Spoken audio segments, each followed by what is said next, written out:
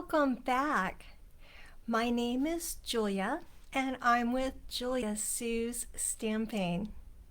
I'm so glad that you're here to hang out with me for a few minutes.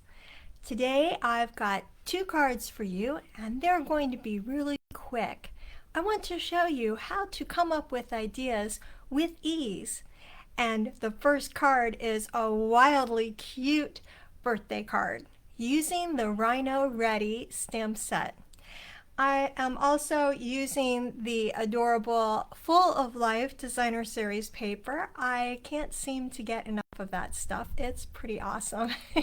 So many great designs and colors in that thing, that Designer Series paper. It's really great. I'm from Northeast Ohio.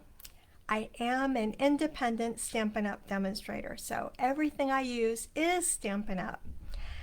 I think that we should just go ahead and get started. How about you? Okay, the first thing I'm going to do is show you templates that I have created this week. I've had so much fun creating these different templates. Now, why did I create these templates? Because I'm going to put them into a PDF and be able to share them with you. That way you can use all the measurements and ideas for 4 great card layouts. Just because I have them this way doesn't mean you have to use them this way. Like the focal point can be any shape you want it to be. It doesn't have to be this shape. I simply have them like this because they're the focal point to help show you. And you can put them on the other side. You can use the card like this. You could use the card like this. Put them in the opposite way. Whatever you would like to do, it's up to you. And there is no right or wrong on any of these cards. So earlier, I think it was yesterday, I shared a birthday card that I have made with this template. And today, I'm going to do the Rhino Ready with this one. And then I have a second one that we're going to do with this. You're later. We'll use this one later. So let's go ahead and get started with those. First of all, I have some basic white cardstock for the base. And it's been cut the usual size. Cut and folded to the usual size. We're going to use the bone folder and fold that down, and I'm going to go ahead and have it be a portrait style card like that. And next we've got that Designer Series paper I was talking about. So I'm going to go ahead and do the inside first though, because that way I won't lose these and they're done. So a little bit of the adhesive. I tend to use a tape roller. That's how I like to do it. If you like to use glue or some other method, maybe a double-sided tape that you have in a tape dispenser, that's fine. And then I've got this awesome granny apple green that I'm going to put on top of this basic black that is on the inside. Next, I'm going to put a little bit of basic white on top of that. Now, I'm not stamping inside the card, but I am doing these really pretty layers of cardstock so that the card will have plenty of room for writing a message to someone, but it's going to look really cool. It's not just your basic white inside. All right, now back to, like I was saying, the Designer Series paper here. And I just love these greens and yellows from the Full of Life. I'm going to, using that template, I'm going to go ahead then and adhere this Designer Series paper. I could just put it straight onto the cardstock like this, and that would be fine, but I wanted to offset it a little bit more, so I have surrounded it with a piece of basic black. That's simply going to help it stand out and add a little bit more character and make the colors really pop. And then I'm layering that onto the base of the card, onto the front of it. Then I took the dotted circles embossing folder and I spritzed with my water spritzer a piece of granny apple cardstock, granny apple green, and then ran it through the embossing folder. The reason that it is good to spritz the card just very lightly is that it helps break down the fibers of the cardstock, and then it makes the embossing come out even better, clearer, and crisper. Isn't that beautiful? So I'm going to go ahead and put another piece. I wanted to surround that with basic black as well with this texture piece. So I'm going to lay down the basic black, and then I'm going to put the adhesive on the basic black because I want to keep from smushing down my beautiful piece that I have here with all that texture. I wanted to keep the texture, and I'm afraid if I put the tape roller on the back of it, it might mess that up. You could also use some glue on the back to put it on, but it's easy enough to just put it where you're going to put the piece down. So there's some awesome texture, and I framed it for the basic black, and now it's got a cohesive look. So we've layered it right on top. And now for the star of the show. I've got the Rhino Ready stamp set here. I love this stamp set. It's an online exclusive. It was one of the first things I bought when I signed up to become a demonstrator again. With the Memento black ink, I'm going to first do the sentiment because sometimes the sentiment comes out a little crooked. And this way, if it does, I can just turn it over and use the other side. And then I'll get to see which one I think looks better. Oh, you know what? That's okay. Yay! It didn't turn out crooked. And now for the Rhino. I'm going to go ahead and put him down on there, just down and up. See how beautifully that stamps? It's perfect. All right. Closing up the ink so that I don't get it on me because I'm really good at doing that. And then I'm pulling out some alcohol markers. I'm going to use that, and I've got Daffodil Delight, some Crumb Cake, Petal Pink, and a bronze, as well as one of the medium skin tones. So I want to make this cute little bird yellow. One of the things I like to do to protect my work surface when I'm using alcohol markers is put something under to protect, because sometimes the alcohol markers will bleed through. And so I've got a silicone sheet here, the craft silicone sheet. I put it underneath, and first I'm going to start off by making my little bird yellow. And I've got the darker and the lighter colors of the Stampin' Blends, and I like to use a little hair tie to keep my pairs together so I always know what is with what. Now I have a piece that I already colored, and I've got the Crumb Cake down there, and then I also did that's where I have the bronze and the medium skin tones here, a little bit of shadow underneath so that he's grounded. The petal pink here for the horn and toenails. All right, and so I am going to give it just a little bit of sky with a blending brush, and I'm going to have a grid paper piece so that I can get some of that off. May as well put it over here. Say goodbye to the silicone sheet for now, and then just put that behind to help make a little bit of a blue background. Not much, just a little bit, all around our rhinoceros and the little yellow bird. Doesn't that look cute? Oh my goodness. I just love doing these different little pieces here. All right, we're going to surround that with a piece of black as well. So getting my adhesive again. And can you see it started to kind of bleed through, and that's why I like to protect my work surface. All right.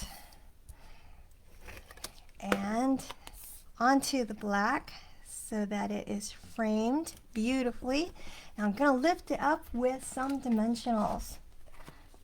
I'm pretty much at the end of this sheet of dimensionals, aren't I? So I'm going to use some paper snips, snip off some pieces, and get use out of all of this. putting them on. And then you take the paper backing off. All right.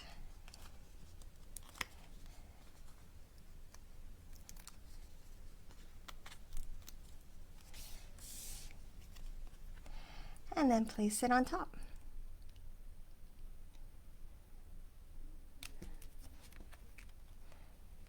See how quick and easy that is? So I'll move the blender, the Stampin' Blends over here, clean up the workspace a little bit, and I'm going to pull out the gems that I want to use. All right, these are the neutral earth tone shimmer gems. They have a little bit of like a faceted look to them, and I like them because they've got some of this green, which I think is going to look really good with this. I've got the take your pick tool with the sticky end, and I am going to lift that up and put some of these gems on. Just give it a finishing touch and a little bit of sparkle.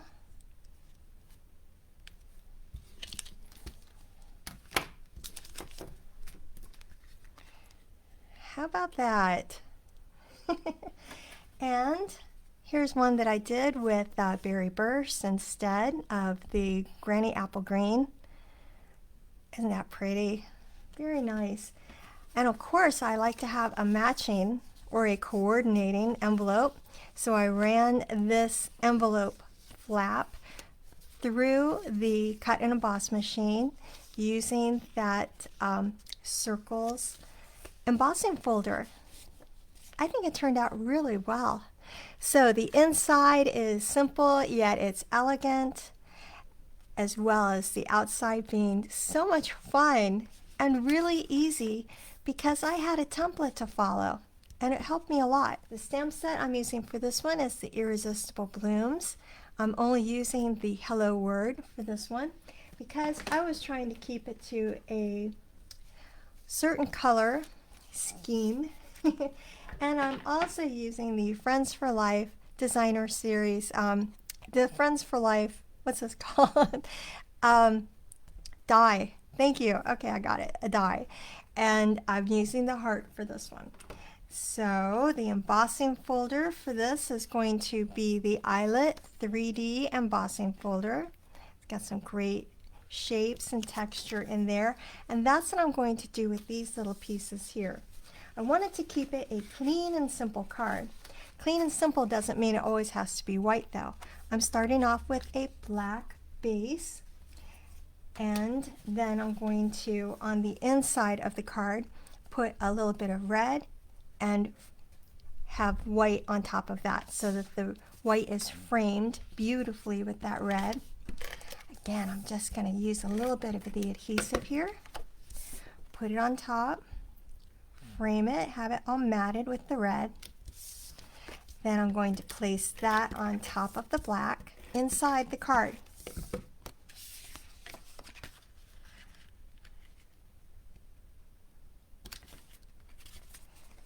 See how elegant that looks? Yay! I really like that. Then I took the two pieces of cardstock that are like that, and they are white.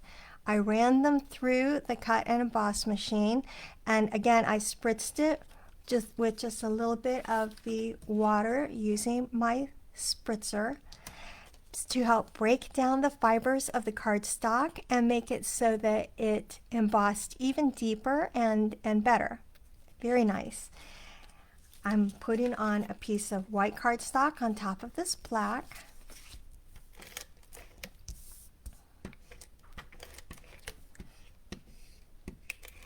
There we go.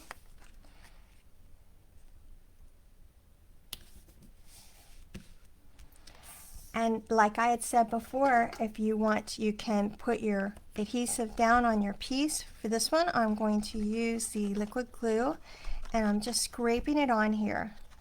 Don't want to use too much, but I do want to keep my embossing real nice and crisp. So I'm laying it down after having put the adhesive on the back. And now I'm going to do the same with this little piece here.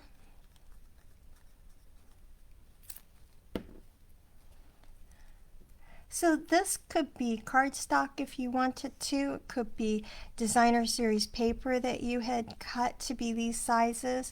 It can be just about anything you want. You let your imagination just go crazy. And you can make the card anything you want using templates. They're just a nice idea giver. See how clean and simple that is already, but it's got this gorgeous texture to it, and people are going to love that when they get your card. Next, I've got the red that I cut out using that die that I had talked about earlier, and again I'm going to use the liquid adhesive on here, just getting a little bit of adhesive onto the heart, maybe if I can get it to come out. There we go, because I'm trying really hard not to get too much. And I'm not going to put the adhesive all over the heart. I'm just doing it on little bits and pieces.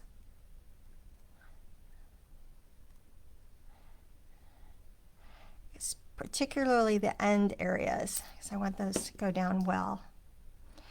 And you see how it has the focal point here? Well, this time this heart is going to show where the focal point would be. It doesn't have to be the shape that your template says. It can be a totally different shape. This could be a circle. It could be something that you punched out, so you've got a punch that you just love. All right, smoky slate ink. Open up the smoky slate. And I love using cursive letters for stamps because they don't have to be perfectly straight. I just don't worry about it. How cool is that? It's just beautiful and elegant. Someone's going to love to get that from you, aren't they? And then, of course, I also have a matching, or coordinating, I should say, envelope for that. I ran that through the embossing, cut and emboss machine as well, using that same embossing folder. So, how easy is that? You see, we got 2 cards really quickly, and using templates. Thank you so much for joining me again. I really appreciate it. And if you would like to use me as your Stampin' Up! Demonstrator, I would appreciate that. If you already have one, that's just fine. I don't mind. I'm just glad that you're here. So please be sure you give the video a thumbs up. Leave a comment. I would love to hear from you. And if you make a card using a template, show me. I would love to see that too. All right. Happy crafting, everyone. Hope you get inky today. Bye-bye.